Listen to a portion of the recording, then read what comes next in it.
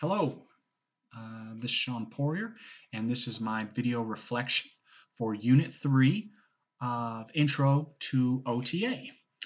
This is dealing with the OT Practitioner. So, it was divided up into 4 chapters, as you know. Chapter 4, 7, 16, 17. The easiest way for me to do this is to touch on each chapter lightly and how I felt about it, what I took away from it, and yeah. So we're going to start off with chapter 4, which is the emerging issues and emerging areas of practice. Uh, really cool stuff. I was already somewhat aware through observation hours as well as clinicals of where OT is used in certain uh, areas right now. A lot of orthopedic stuff. I got to see a little bit in the nursing home about crafts and keeping everyone social and more rehab kind of areas. Um, what I thought was cool was the adaptive equipment and how more and more technology is being brought in to help people maintain their independence and help them with certain disabilities. So that was really cool. I've always been a big fan of technology and science and like to see how we can use it to help better mankind. I would really like to be part of something bigger, maybe help design something. I don't know yet, but if something comes up, where I see a need for it, keep my eyes open. That would be really cool. So I'd like to do that. Um, the next chapter is chapter 7, which is roles, responsibilities, and relationships. Um, Another big thing. It's been hit on throughout the whole year. The relationships, how we present ourselves, how we reflect, how people perceive us. It's very important, especially when you're in a therapeutic and people oriented line of work.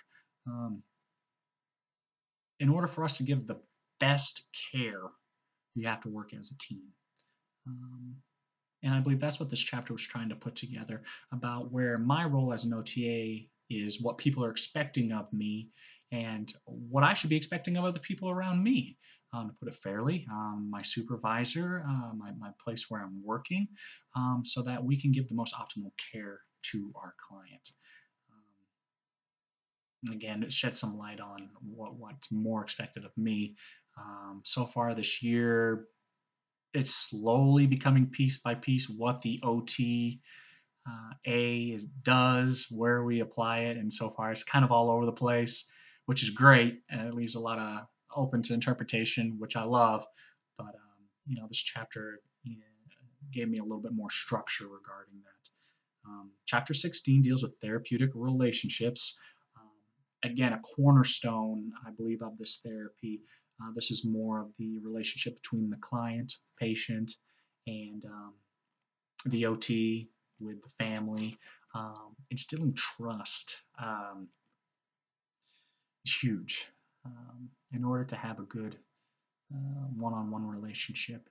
For them to trust me and what I'm saying and to do what I'm telling them and them trust that it's in their best interest um, is very important. And I take it very seriously. And my goal is to be a therapist that people can count on. And then when they say, "Hey, this is what we need to do," they go, "You know what? I trust that guy, and we're going to do it. We're going to do it because that's what's best for us here." Um, Lastly, we have chapter 17, clinical reasoning. Um, it touched some ideas, different strategies on different ways you can reason stuff, but overall, it just takes experience. It was cool to see where they're like, "Hey, we don't expect you to know everything coming out. We've got different levels. Like, we understand that, but we're going to give you certain ways that you can climb up and be a more dependable person and a better practitioner in the field." And ultimately, why not have the first string, the A+ people all the time? There's no reason why we can't all be the best we can be, and people are willing to help with that. Hopefully over time, over time and experience will help me with that. But well, we're getting to our 5-minute mark. Hope you had a great Turkey Day, had a great year, and look forward to seeing you next year. All right, bye bye.